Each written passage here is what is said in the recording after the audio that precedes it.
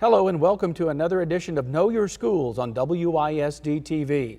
My name is Dale Caffey. My guest today is Cheryl Pooler. Cheryl is the Homeless Liaison for Waco ISD. And let's talk about that title. What does that title mean? Tell me what Homeless Liaison does. It is a federally required position in every school district in the United States. McKinneyVento law requires that every school district appoint a homeless liaison for their district.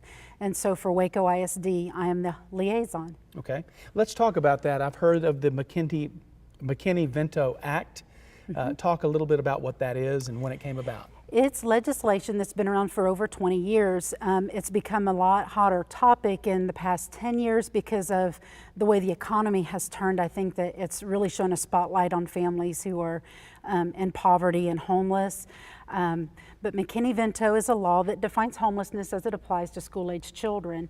It will apply to families who are clearly living in shelters, which is what you would automatically assume if you hear homeless. So if they're in a domestic violence shelter or transitional housing. In addition to that, there's other ways that children can be eligible to be considered homeless. And that would be if they're living in a hotel or motel. We do have a significant number of families in poverty who are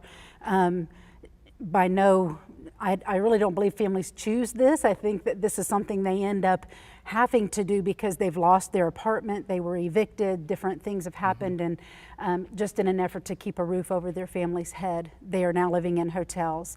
And so hotels and motels also would qualify a student, and students living doubled up, which is a large population of our students in Waco ISD, because the poverty rate in our community is very high, twice the national average, trying to come down just a little bit, but still significant.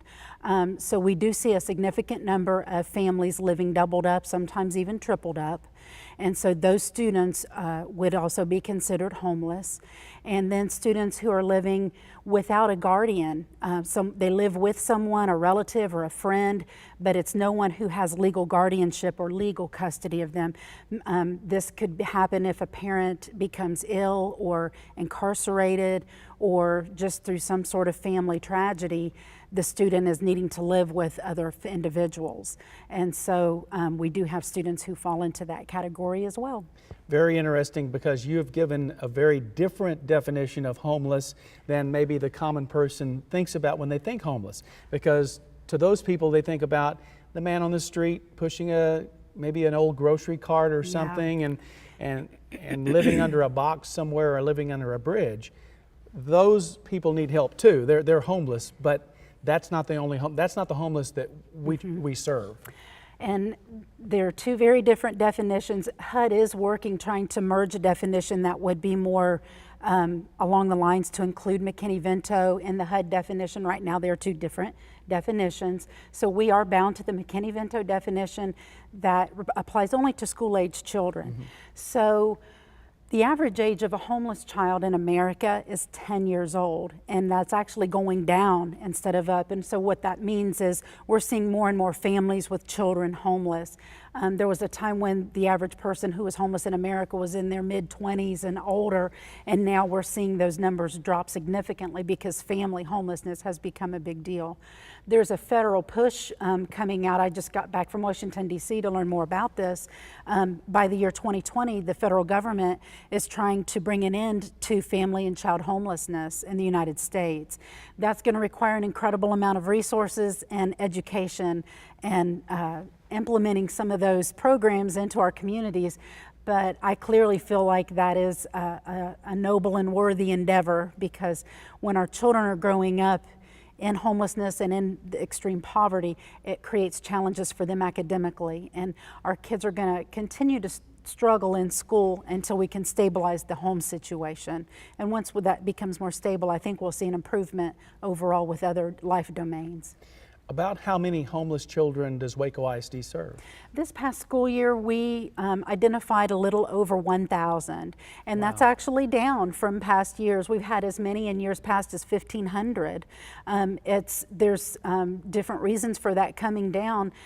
In some ways, it's a little different because the economy is starting to turn around in Waco, and that's something that's really much needed, and we're happy for. But it's still a lot of students in poverty and who are homeless. 1,000 students is above average for most districts to have of our size. Right. It is absolutely understandable when you look at our poverty rate as a community, though. It's perfectly in line with where our community is with poverty. It makes sense. Because you say approaching 1,500 at one time, that's 10% of our population. Exactly.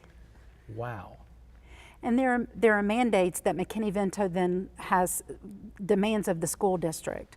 And so not only do you have to appoint someone as a homeless liaison, but there are some key provisions in McKinneyVento that every school district has to provide. And it is an unfunded mandate. So the government is telling us we have to do this, but there is no money to make it happen. And we've been very fortunate. While there is a great need in Waco, there's also a lot of community resources and pulling together.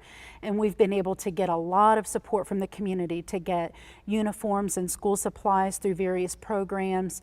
Other resources, we've had caps and gowns donated for all of our seniors who graduated this past year, which was just a tremendous blessing for those students, for us to be able to go tell 28 high school seniors, you do not need to worry about paying for this. Right. It was a huge relief, and so it's just another way that Waco is really stepping up and helping support our students.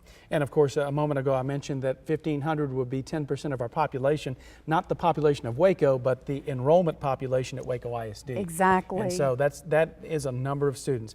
You, as a social worker, are passionate about helping a lot of people, but specifically the homeless population. With you see the faces of these children and these families all the time. Talk about some of those experiences. I feel like it's hardest for me when it's families with children. Over the summer, I've been dealing with families with multiple children, up to 6 in 2 of the families. So they're living in a hotel room with 6 children. And so there's a lack of resources in our community. There are no shelters that can take a family with 6 kids.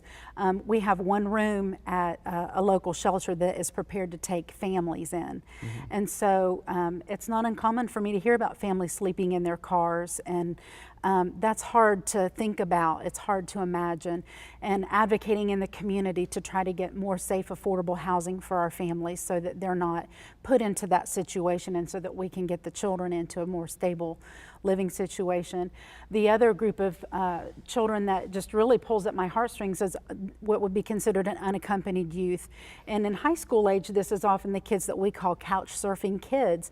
They're moving from home to home, from friend to friend, and they really have nowhere to go. In between classes, they're asking other students and friends, can I stay at your house tonight? Will your grandma let me stay with you? And they're still in school. They're not the dropout. They're at a very high risk of dropping out, but they have not dropped out. And I really want to try to bring some resources in the community together, not just for Waco ISD's students, but for our community of Waco. There's a model called a nurturing center that I have dreamed about, that I really want to see come to life in our community, where after school the students would have a place to go where they could get a shower and food and counseling and medical care, have homework or tutoring, job coaching, just a safe place to land. What I'm seeing happening, not just in our district, but this is, as I talk to law enforcement district-wide, students are turning to human trafficking and other just unthinkable forms as a means of trying to get food or a place to stay. And students who are unaccompanied, 1 out of every 3 students who is unaccompanied will become a victim of human trafficking at some point. That's what the national data is telling us. And so we really do need to pay attention to this population and try to bring some resources into our community. With regard to the high school age kid that you were talking about, recently we've had an influx of folks come across the border from Central America. Do you see that affecting Waco ISD yet this coming year? No, I've seen it off and on over the past 5 years, just bits and pieces. We have not had a significant influx of it that I'm aware of. I do expect to see a little bit more of that in the years to come. But at this point, I can say I haven't seen more than 5 students or 6 students at any given school year in the past 2 to 3 years. Okay. You spoke about this a moment ago, but whether they're sleeping in a car or sleeping in a shelter or in a crowded hotel room, bottom line is when it becomes 8 o'clock the next morning, we serve those children.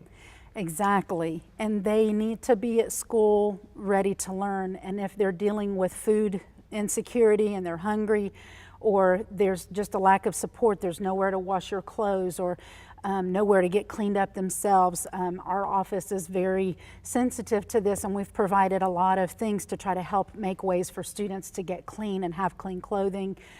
It's just very stressful for kids, and these are issues that students should not have to be worried about. These are things that should be off the radar for 15, 16, and 17-year-olds.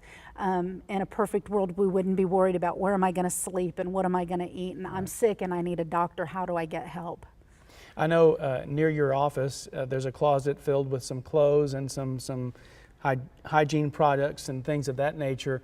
Where do those come from? And if a business out there or somebody wants to help out, can they help out? Absolutely. They can call our office at Waco ISD. The number is 755-9433.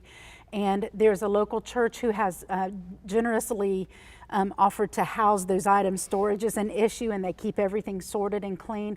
And it's a uniform recycling program. So we will take gently used uniform items and reuse them. There's a donation bin in the front office at the administration building, and then there are different businesses around town who do uniform drives throughout the school year for Waco ISD, and it's been a tremendous help to our students. We are able to make sure that our students show up to school dressed appropriately and ready to learn. I believe you participate on a blog of some sort now, don't you, to sort of spread the word about the homeless situation in Waco? I have been invited to write on a couple of things. Antioch Community Church has a blog that we have that I've participated in, and that has generated a lot of interest, and it does help me get the word out to help educate our community about how important this topic is and why it's important that as a community we take care of all of our citizens. And then Act Locally Waco with Ashley Thornton has also invited me to participate there. I'm the president of the Heart of Texas Homeless Coalition here in Waco. So, and I'm proud that Waco ISD is represented within that because we have so many families and children who are homeless, and it gives us a way to advocate within the community for what our families need, such as we have a very desperate shortage of family and emergency housing, and so that's something that we talk about in the Homeless Coalition. I read one of your blog entries recently, and it really tugged at the heartstrings. I mean, because you, without identifying the people, tell their story. Is there any kind of story that you'd like to pass along during this TV interview? Yes, I'm going to direct folks to because this is about an unaccompanied youth who just graduated from University High School, and he participated in a national documentary that we were invited to help support. And so Ira Bowden is the student. I'm proud to say he graduated from University High School, but the clip is on YouTube and then also on different places in the internet, but the name of it is called Worn Out Welcome Mat. And it is about a 3-minute video clip, and he tells his story from the time he was 13 until he graduated of homelessness, and how difficult the challenges were with bouncing from place to place, never knowing where things were going to come from, just how stressful it is to find, you find a house, you think that's where you're going to be, and then you're evicted. Many times it wasn't because they were behind on the rent. The landlord had something going on the side, and that's what happens with our families in poverty. They're not always renting from reputable places, Right. and so they're just at the mercy of a lot of things that they cannot control either. And so the happy ending for this particular student is he graduated. With our families and kids, one other story I'll share with you quickly is I did have a mother who had almost 10, I think she had 10 children, 9 or 10. It was a very large family, and she had been sleeping in her minivan with 10 children for 3 straight nights before she came to us and asked for help.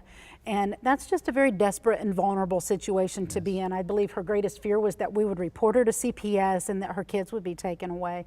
And that's absolutely not what happened. We were able to connect her to some resources.